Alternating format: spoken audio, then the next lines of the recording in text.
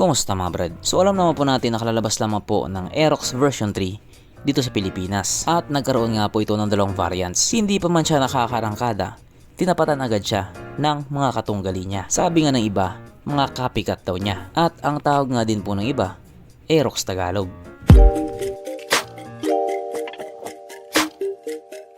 Pero syempre bago tayo magpatuloy, kung bago ka pa lamang napadpad dito sa aking walang kwentang channel, huwag ka na mo-subscribe. So yun na nga, dito nga po sa atin hindi na bago yung motor na magkakamuka. Yung iba parang pinagbiyak na bunga, yung iba naman 80% lang yung pagkakahawig nila. Katulad na nga lang po dito sa motor na ito. Kumbinsido nga po yung mga tao na yung pinagkopyahan ba or yung kamukha nito ay walang iba nga po kundi yung Yamaha Aerox. O alam naman natin na pogi talaga yung Aerox. Pero dito nga po sa motor na ito, pogi din talaga siya. Kitang kita naman yung ebidensya. At katulad nga po sa inaasahan, talagang nilalamangan niya yung kamukha niya. Kung yung Aerox nga po 155cc, ito naman 180cc.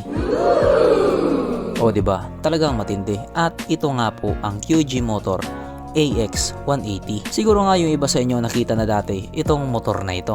Yes po, ito nga po yung motor na yon. Medyo binago lang kaunti yung pangalan niya kasi dati nga po ang pangalan nito or yung pangalan nito doon sa ibang bansa ay QG Motor AX200S. Pero dito nga po sa Pilipinas, ito po ay QG Motor AX180. Binabaan man nila yung displacement niya pero mas mataas pa rin siya kung ikukumpara doon sa Aerox version 3. At huwag ka, sapagkat itong motor nga po na ito ay talagang kompleto sa Ricados. Pang malakasan din talaga yung mga features niya. Kaya dahil dyan, pag-usapan na lang natin kung ano meron sa motor na ito at kung gaano nga ba talaga siya kaganda. So ito nga po ang QG Motor AX180 na mayroong 174.7 cubic centimeter engine displacement, 4-stroke single cylinder, single overhead come with 4 valves, fuel injected at ito po ay naka-liquid cool.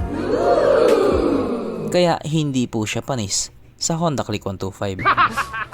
Pagdating nga po sa kanyang power, ito po ay merong 17.4 horsepower, 8,500 RPM, 15.2 Nm torque at 6,500 RPM. At dahil nga po kalalabas pa lamang sa motor na ito, wala pa po tayong idea pagdating sa kanyang top speed.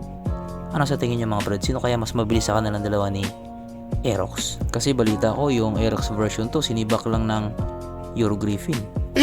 Yari na. Ang kanyang tangke ay kaya magkarga ng 10 liters fuel tank capacity na kumukonsumo naman na po ng 40 kilometers per liter. So hindi na nga po masama para sa isang 180cc na scooter. Ang sukat ng kanyang gulong 100/80/14 sa harap at 120/70/40 naman sa likuran at pares na nga po itong naka-tubeless. Pagdating naman po sa kanyang braking system, ito po ay naka-disc brake sa harap at disc brake din po sa likuran. At ang malupit nga po dito, parehas po itong may ABS. O diba, hindi talaga sila nagtitipid. Tinalo pa nila yung Aerox version 3. Ang kanyang seat height ay may taas na 780mm at 145mm naman ang kanyang ground clearance. At ang motor nga po na ito ay may kabuuang bigat na 127 kg. So sakto lang din talaga yung bigat niya. Mapunta naman po tayo sa iba pa niyang mga features. So ang ilaw nga po sa motor na ito, naka full LED na po. At katulad nga po ng inaasahan, ang aangas din talaga ng mga ilaw nito. Ang kanyang gauge panel ito nga po ay naka LCD display. At ito nga din po ay naka smart key system. Nakakilis na po siya. At present nga din po dito sa motor na ito ang kanyang USB charging port na para kahit saan ka nga po magpunta, hindi ka na mangangamba na baka malobat yung cellphone mo kasi nga manonood ka pa ng Pornhub. ISS, TCS meron din po dito sa motor na ito. At kung angas nga lang po ang usapan, nilagyan po nila ito ng aero winglet na ayon nga po sa mga eksperto, pampaganda daw ng aerodynamics. Pero ito, sigurado ako pampaganda talaga ng ngiti ito. Sapagkat nandito na nga po tayo sa exciting na part, ang kanyang mga suspension. So sa harapang bahagi nga po ito ay ginamitan ng telescopic fork at sa likuran naman ito po ay gumagamit ng dual shock absorber na ayon nga po sa mga taong nakagamit sa motor na ito, maganda ang bounce.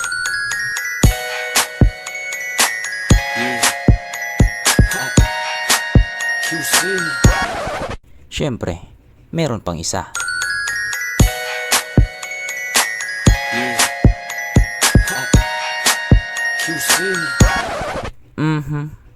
Panigurado. Wala na namang nalungkot. At dahil wala nga pong nalungkot, alamin na po natin kung present nga ba sa motor na ito yung tatlong pinaka-importanting features. So, una na nga po dito ang kanyang lagayan ng istalyon at good news mga brad. meron siyang ganon. Meron siyang lagayan ng stallion.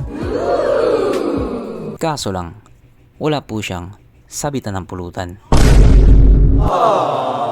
At oras na nga po para sa ating Red Horse check, ang pinaka-importanting feature sa isang motor. At ayon nga po sa aking masusing pag-aanalisa, ang motor na ito ay kayang magkarga ng isang kahong Red Horse at kasya pa isang kahon sa kanyang underseat compartment.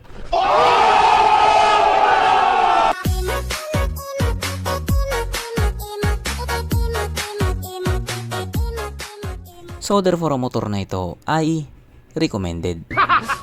At ito na nga po ang pinaka-importanting katanungan ngayon.